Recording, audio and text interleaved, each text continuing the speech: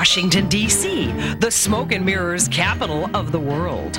It's time to lie. It's time to bluff. It's time to play Know-It-All. And here's your host, Emil Guillermo.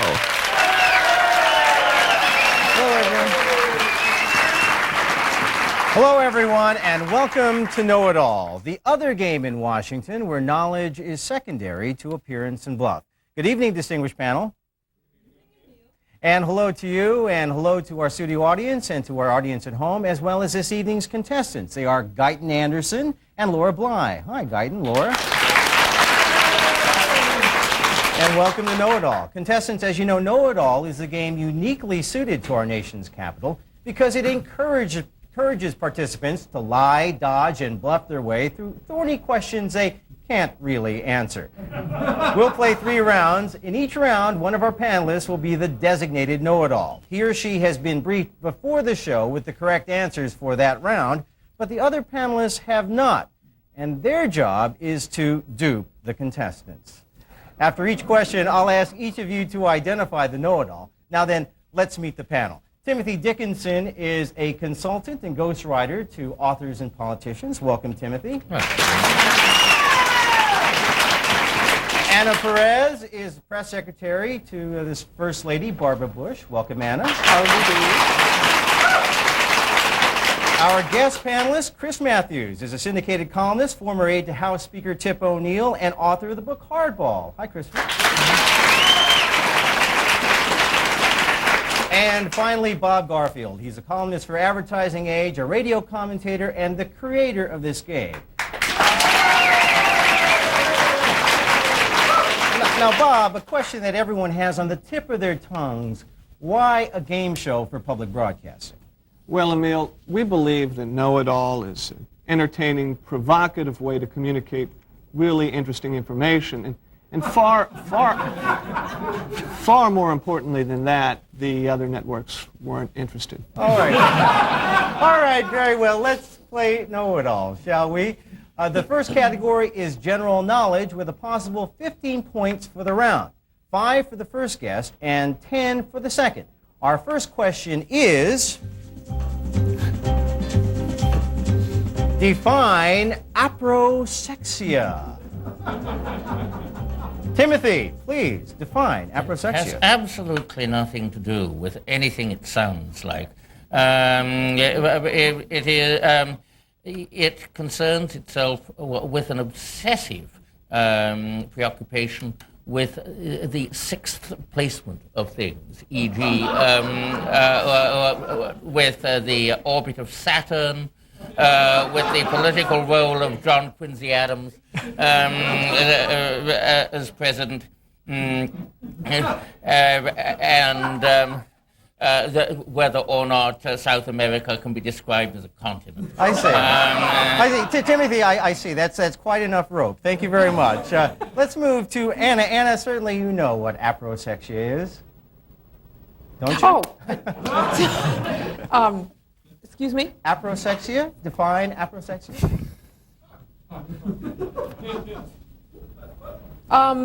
Yes. Inability to concentrate. You work for... I see. Now, you work for Barbara, not George, I see. Okay. All right. Christopher, define aprosexia, It's please. exactly what it sounds like. It's a 10-penny word for foreplay. Foreplay. It won't hurt a bit, Bridget. That's Irish foreplay. Okay. All right, Christopher, it's a word for foreplay. That's All right. All right, thank you very much. Bob, aprosexia?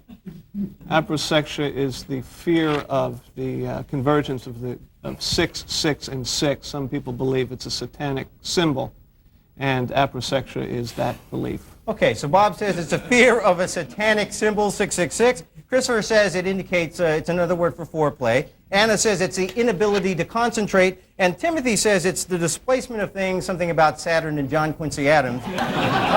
Okay, contestants, before we get to the second question, choose from among your panelist cards to make your preliminary know-it-all choice. It could be worth 5 points when we look at those picks later. Very quickly, go through those cards, pick out the one you think is telling the truth, the know-it-all, Lock it in. Come on, quickly. I know it's brain surgery, but...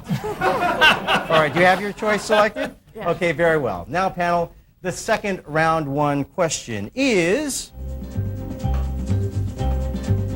The highest one is in Peru, 14,335 feet above sea level, and the lowest is in Death Valley, 220 feet below sea level. What am I describing? All right, Anna, what am I describing here? The most underused golf courses in the world.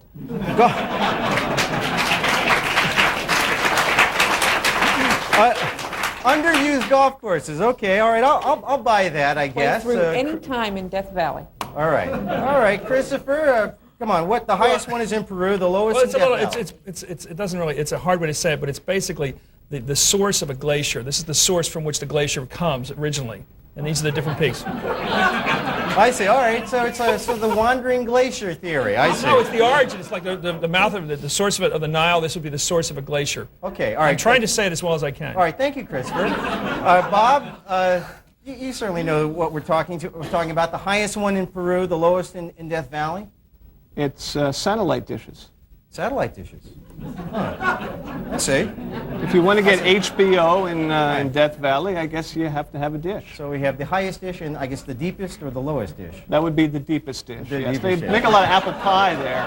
Okay, all pizza. right. Thank you, Bob. Timothy? Various marks, benchmarks of the Spanish state. You know, I've gone to the Spanish Empire, hasn't been around for a considerable time. But while it was there, it tried to make itself felt, you know, and it weren't very good at climbing mountains, so they didn't get much above 14,000 feet, you know, not their speciality. And I see. But where they could go, you So know. my answer, I'm a Guillermo. It refers back to the Spanish Emperor. It's like the sun never sets on the Spanish Empire, right? I Or see. his All right. Timothy says it refers back to the Spanish Empire. Bob says it refers to the. It refers to satellite dishes, the placement of satellite dishes. Christopher says it's a source of a glacier, the old high-low glacier theory. And Anna says it refers to underused golf courses. All right, we turn to our contestants. The highest one is in Peru, 14,335 feet above sea level. The lowest in Death Valley, 220 feet below sea level. I'm obviously not describing politicians' egos, but what am I describing now?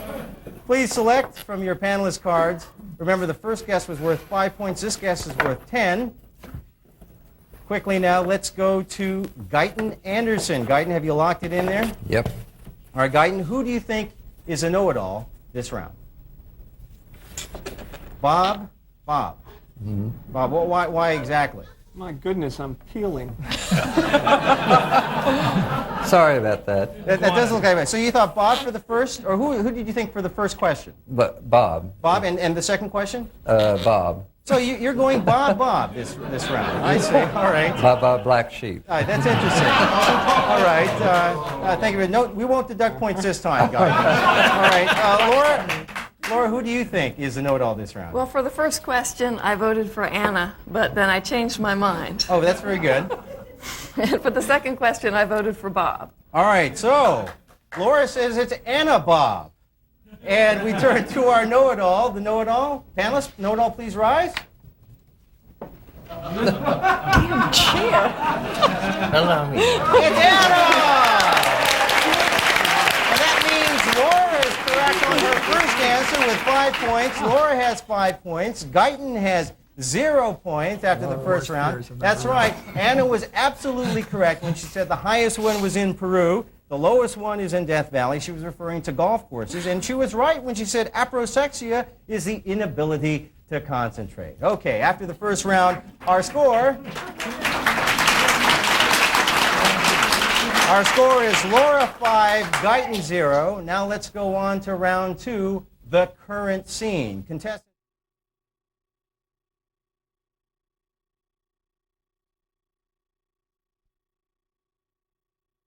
In the winter time, you got nothing. I mean, you might just well move out and go on the streets and sit on the radiators, you know, if you haven't got heat in your house. Oh, what do they call them? You might just as well. Yeah. Right. Okay, let's let's see. Let's talk a little bit about Mr. Hall. Now, Mr. Hall, I work for Homemaids, and and I take care of him, but I only go and see him 6 hours a week. That's my full paycheck, $35 a week. Don't tell anybody I get a paycheck of $35. But anyway, I have to do that on account of Social Security. If I get any more work, they take money from my SSI. They take the money from. So SSI doesn't give you enough to live on? SSI only gives me, well, right now we started out at 82 a month. I worked a bit longer, put in some time driving this Mr. Hall here and there, and I put it down. Next thing I know, I'm down to 42, just because I'd helped the man out. So I says to him, from now on, I'm not going to put down that I help you. Oh, I'm not supposed to anyway. But he's an old man, he's 90-year-old, he's got nobody. He's got no nieces, no nephews, no brothers, no sisters, nobody, just himself. And sometimes he gets very depressed. And he still pays his bills, I'll go and he'll say, Lee, will you put this in the mailbox on your way out? And I say, yeah. And he can still make his bills out. His mind is sometimes he doesn't remember very much, But if now you were lucky enough to have friends to help you out yes, when things happened right. bad and you couldn't make payments. Do you have a fear for Mr. Hall that... Yeah, because they took some of his SSI away from him because they'd overpaid him. And they made him pay it back. Isn't that awful? But he gets something like $30 SSI plus his Social Security, which I get Social Security too. But Mr. Hall, they're going to try and give him a furnace, which is nice. I didn't think they would. I figured enough the faucets was, that's all he wanted was his faucets fixed, and we got them fixed.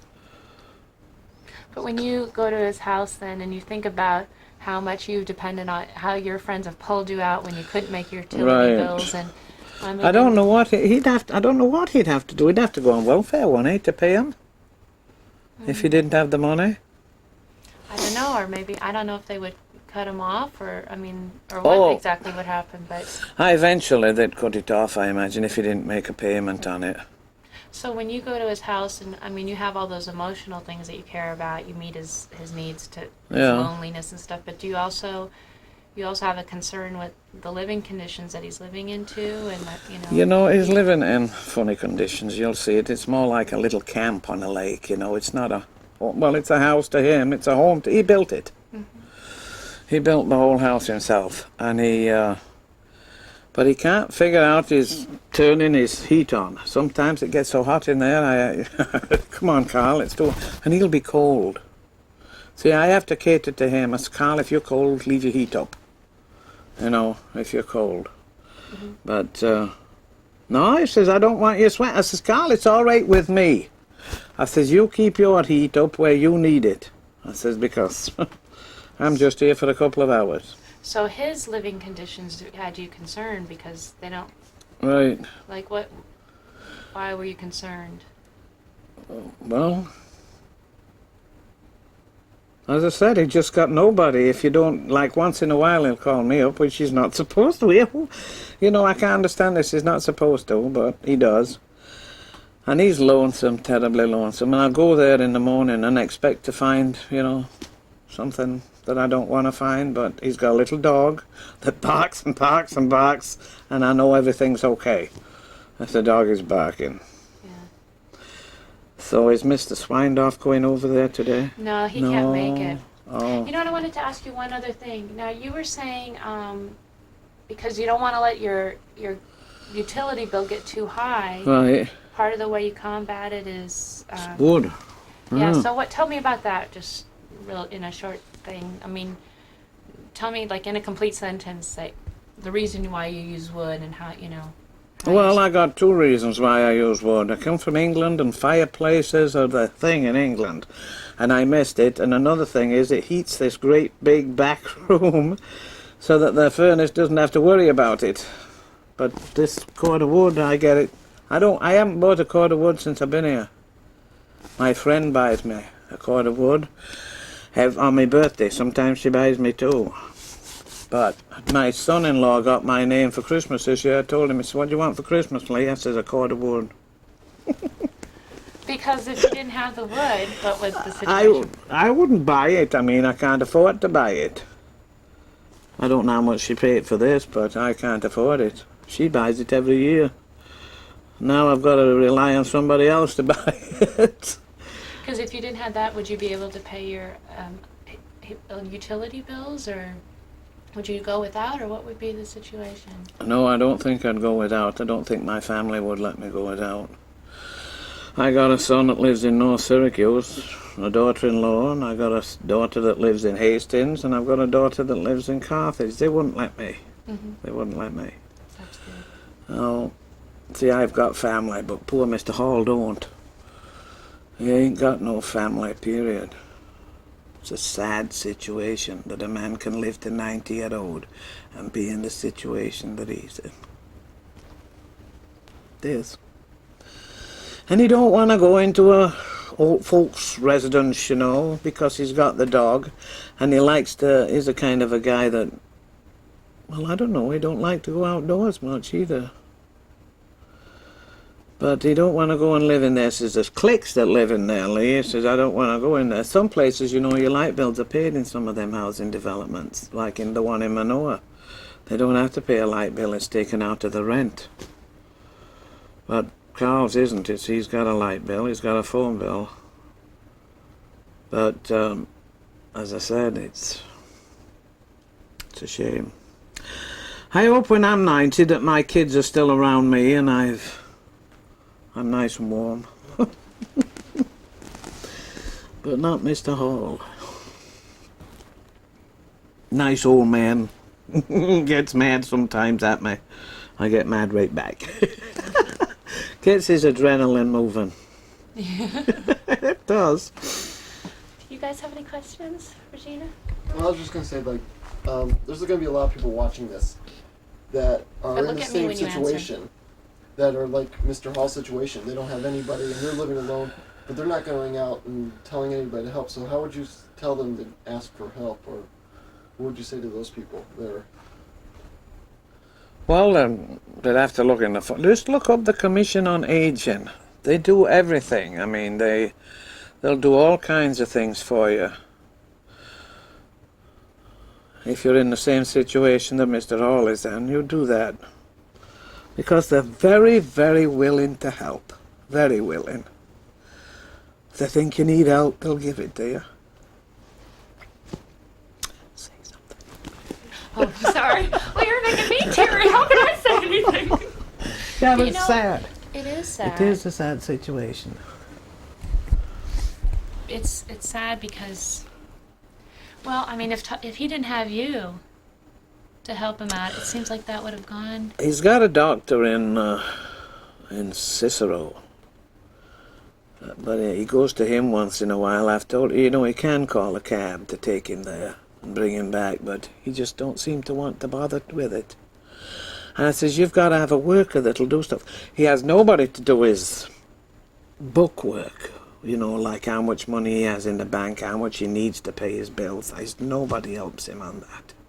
And he needs somebody, because when you get old, you get more mail than you know how to handle. And you just stick, you see me, I've got it stuck here, and I've got it stuck there, and I've got it stuck on, because it needs taken care of.